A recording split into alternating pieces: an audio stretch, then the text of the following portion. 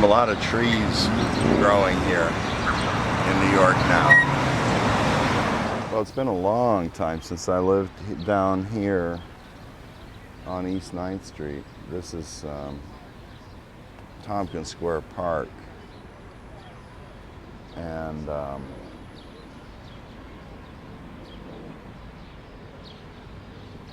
now I live up in Buffalo, but I like the urban atmosphere that you can find in a place like this.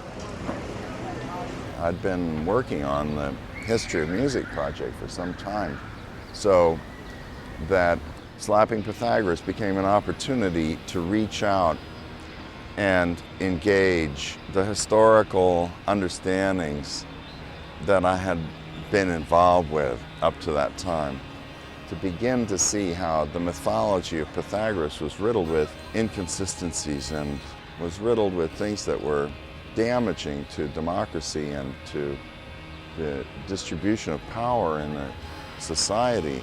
So I wanted to work with a group of people who would all play harmonically related notes, but would do so in a new way, and maybe by using the bowed guitars, the masked bowed guitars, it would be possible to sort of spread out the authority of that wave, of that harmonic structure, to take it up into a new celestial range, the supposed celestial range, where the heavens begin to crumble, where they begin to come apart, where it begins to be the principles of the Pythagorean system begin to collapse. Because that's where that whole system was headed. It was headed away from the simple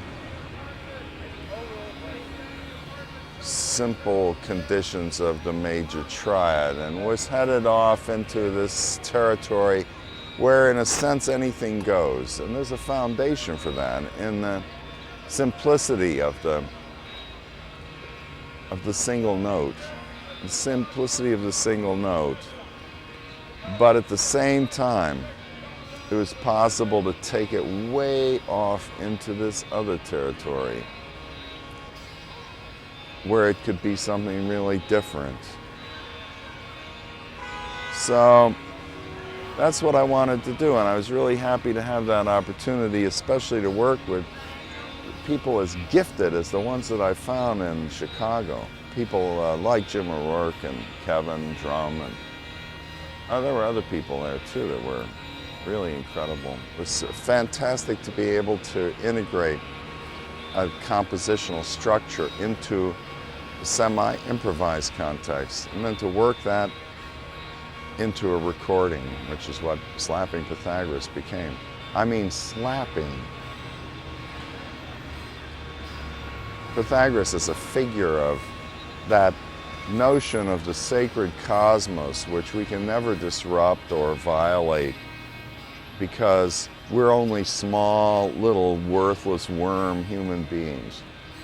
Well, I just don't buy it, for God's sake. So I'm trying to knock down some of this cultural iconography, really knock it flat. And Chicago, where my father was born, Chicago has a way of doing that. It really does open the landscape. It's the place in America where things get flat. It's the place in America where you begin to wonder where you are.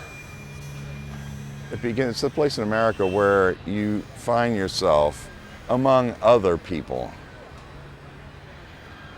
Recently,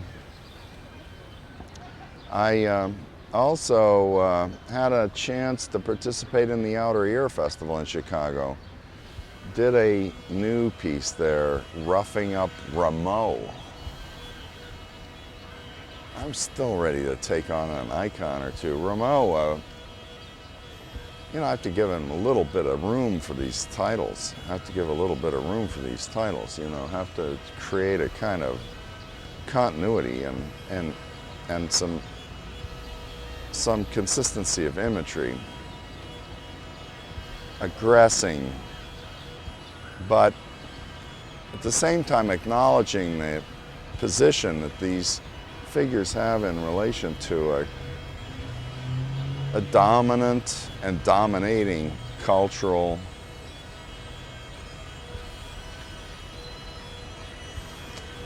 trend and legacy in the West. So what did Rameau bring? Rameau brought us basically tonic, dominant, subdominant, the whole idea that underlies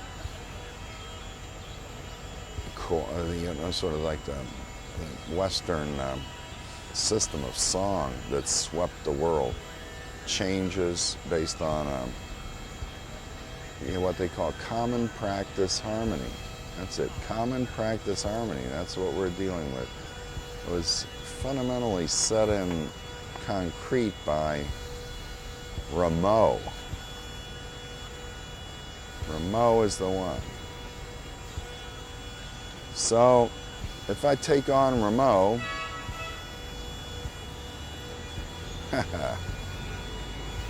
yeah, I say, there's room for everybody. Don't you think so? Rough up Rameau, yeah. Fine, rough up Rameau.